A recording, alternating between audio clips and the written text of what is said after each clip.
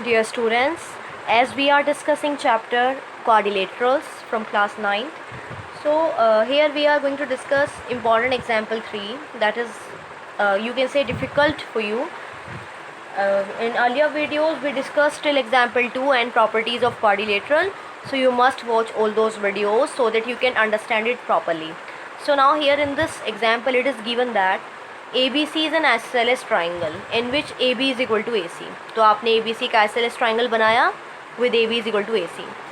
AD bisects exterior angle PAC. तो आपने क्या किया, BA को आगे P तक प्रोड्यूस किया तो PAC एक एंगल बन गया है, AD एक बाइसेक्टर है इसकी, सो यानी ये वाला एंगल इसके इक्वल ब्रेक हो रहा है.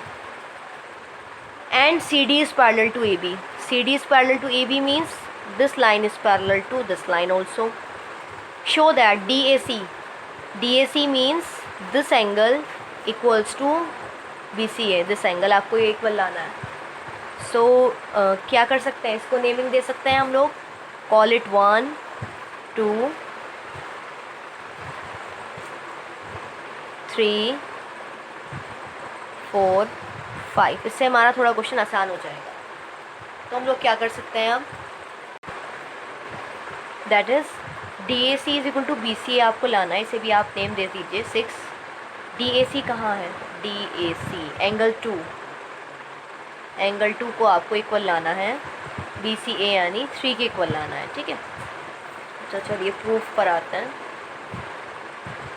क्या ये लाइन इसके पैरेलल है, तो ये ट्रांसवर्सल की तरह काम कर रही है. तो Z बन रहा है ना, तो 4 इज इक्वल टू 5 हो जाएगा बाय ऑल्टरनेट इंटीरियर एंगल. आप लिख सकते हैं ना.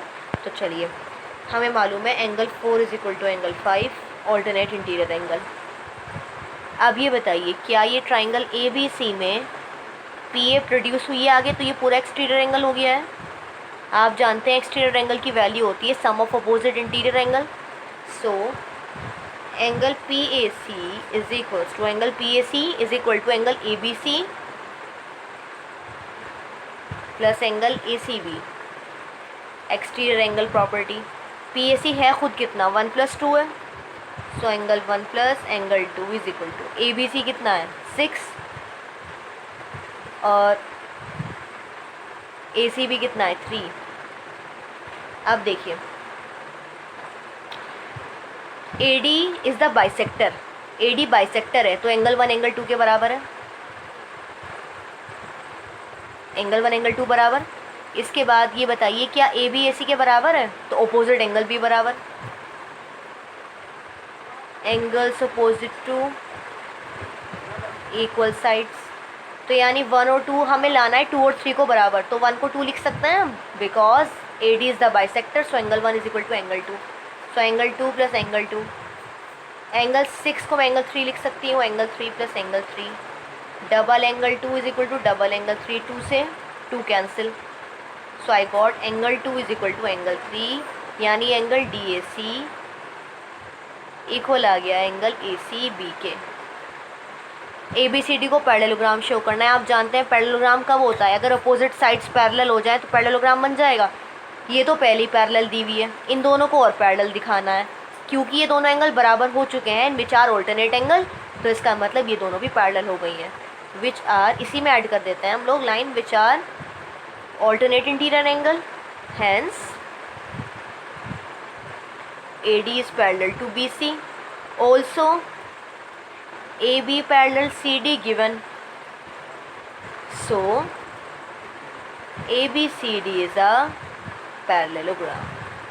So I hope you understood well this example कि कैसे हमें करना है. आइसोसेलेस ट्राइंगल लेकर ABC आपने आइसोसेलेस लिया हुआ है, AD बाइसेक्टर एक्सटीरियर एंगल की, CD AB के पैरेलल पहले ही गिवन है. इसकी मदद से आपको ये वाला एंगल इसके इक्वल दिखाना था, तो हमने इसे नेमिंग दे दी थी 1 2 3 4 5 6. हमने देखा ये एक्सटीरियर एंगल है तो 1 + 2 की वैल्यू अपोजिट 3 + 6 के बराबर हो जाएगी. 1 और 2 बराबर है क्योंकि ये बाइसेक्टर है तो हम 1 को 2 भी लिख सकते हैं. 6 को हम 3 क्यों लिख सकते हैं, because AB is equal to AC तो अपोजिट एंगल्स भी बराबर, यानी हम 6 को 3 भी लिख सकते हैं. 6 इज इक्वल टू 3 है, तो ये हो गया आपका डबल एंगल 2 डबल एंगल 3, 2 से 2 cut, angle 2 is equal to angle 3, यानी ये वाले एंगल बराबर हो गए हैं. तो ये तो हमारा हाफ पार्ट हो गया, यानी फर्स्ट पार्ट हमारा हो गया है। अब देखिए 2 और 3 बराबर हैं और ये आप देखें तो ये शेप Z की बन रही है, तो क्या ये ऑल्टरनेट इंटीरियर एंगल है? Which are alternate interior angle? Whenever alternate interior angles are equal then lines should be parallel. So AD is parallel to BC, हमने लिख दिया या शो कर दिया है।